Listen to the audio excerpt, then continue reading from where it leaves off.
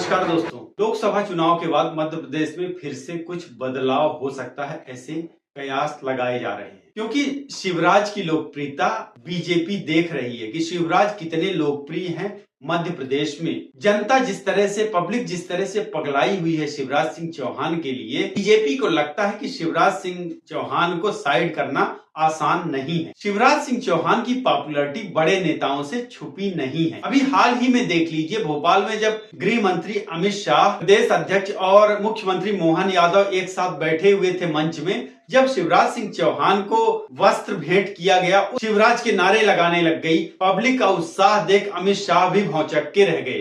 Public ने जोरदार तालियों से शिवराज सिंह चौहान का स्वागत किया। हाल के कुशाभाऊ कन्वेंशन सेंटर में आयोजित प्रबुद्ध जन सम्मेलन में जब शिवराज सिंह चौहान को वस्त्र से सम्मानित किया गया, लोगों का उत्साह देखते बन रहा था। लोग तालियों के साथ उनका स्वागत कर रहे थे और साथ ही साथ शिवराज मामा के नारे भी लगा रहे थे। दूसरी ओर बीजेपी को डर है कि मोहन यादव की गुस्सैल प्रवृत्ति, शिवराज सिंह चौहान की पॉपुलैरिटी कहीं ऐसा ना हो कि आगे चल के बीजेपी को खतरे में डाल दे। लेकिन अभी लोकसभा का चुनाव होना है, जातीय समीकरण बिठाना है, इसलिए मोहन यादव जरूरी है।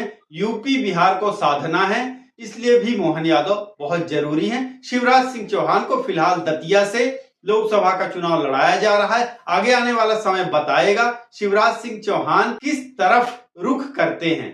दोस्तों, मोहन यादव को ओबीसी का बड़ा चेहरा बनाकर बीजेपी ने यूपी और बिहार के यादवों का वोट साधने की कोशिश किया है। विंध्य राजेंद्र शुक्ला को डिप्टी सीएम बनाकर उन्होंने उच्च वर्ग को भी साध लिया है, ऐसा बीजेपी का मानना है। विंध्य के सामान्य वोटरों को साधने की कोशिश किया है। आपको याद होगा, सीधी में जब नरेंद्र मोदी का दौरा हुआ था और राजेंद्र शुक्ला उनके बगल में बैठे थे, तभी पता पड़ गया था कि राजेंद्र शुक्ला अहम जिम्मेवारी दी जाएगी। तो शिवराज सिंह चौहान को मध्य प्रदेश में लगाया गया है लोकसभा चुनाव के लिए, जिससे कि लोकसभा की 29 में से 29 सीटें मिल सके।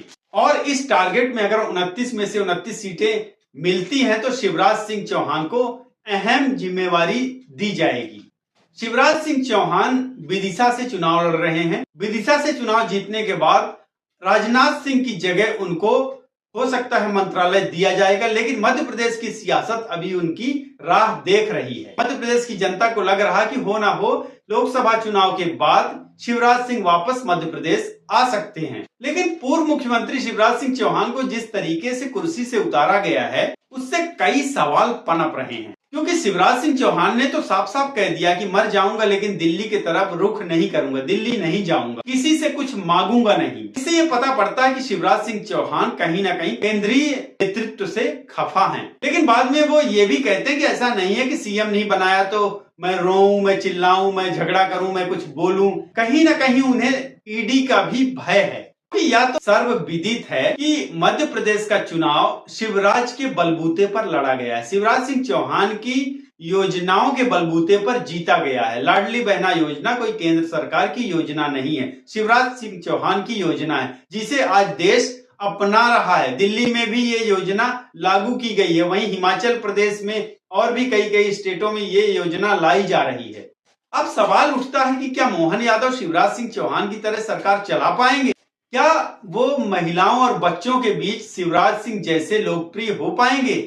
क्या उस लोकप्रियता को मोहन यादव हासिल कर पाएंगे? इन सभी सवालों के जवाब तो लोकसभा चुनाव के बाद ही मिलेंगे। इस समय केंद्र का फोकस सिर्फ लोकसभा चुनाव में ही है। पार्टी का लक्ष्य है मध्य प्रदेश में 29 में से 29 सीटों को जीतना। वैसे शिवराज सिंह के साथ में बीजेपी का जो शीर्ष नेतृत्व है वो असहज महसूस करता है। उसका कारण है उनका लगातार कई पंचवर्षीय तक सीएम बने रहना।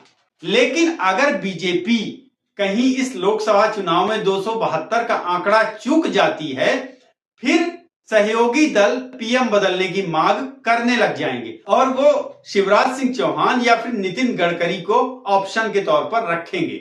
ऐसे में बीजेपी के पास सिर्फ दो चेहरे हैं पीएम कैंडिडेट के तौर पर, एक नितिन गडकरी और दूसरे शिवराज सिंह चौहान, जिस पर कि सभी सहमत हो सकते हैं। लेकिन मोदी शाह किसी भी कीमत पर सत्ता से अलग नहीं हो सकते हैं, इसीलिए वो चुनाव से पहले ही सारे खतरों को मिटा रहे हैं और शायद शिवराज सिंह चौहान को हटाना भी मजबूरी रही है। क्योंकि अगर इस बार 5वीं बार शिवराज सिंह चौहान मुख्यमंत्री पद की शपथ लेते तो मोदी जी का रिकॉर्ड ध्वस्त हो जाता और यह मोदी शाह को कतई मंजूर नहीं है। तो अब क्या सोच रहे हैं?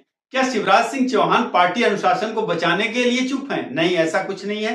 शिवराज सिंह चौहान ईडी के डर से चुप हैं। शिवराज सिंह चौहान को जरूर कोई ना कोई डर दिखाया गया है। आप लोगों को याद होगा व्यापम घोटाला, पटवारी घोटाला, इन सब चीजों की वजह है कि शिवराज सिंह चौहान आज शांत हैं। शिवराज सिंह चौहान कभी सपने में भी बीजेपी से बगावत नहीं कर सकते हैं। आप लोगों को क्या लगता है, शिवराज सिंह चौहान मध्य प्रदेश की राजनीति में वापस आएंगे? कमेंट करके बताइएगा। चैनल को सब्सक्राइब कर लीजिए, वीडियो को लाइक करें, शेयर करें अपने दोस्तों के साथ में। और हाँ, अगर आप लोगों को किसी भी तरह का कोई विज्ञापन देना है, नीचे दिए गए नंबर पर आप कांटेक्ट कर सकते हैं, मेल कर सकते हैं हमें। बहुत बहुत धन्यवाद, नमस्कार।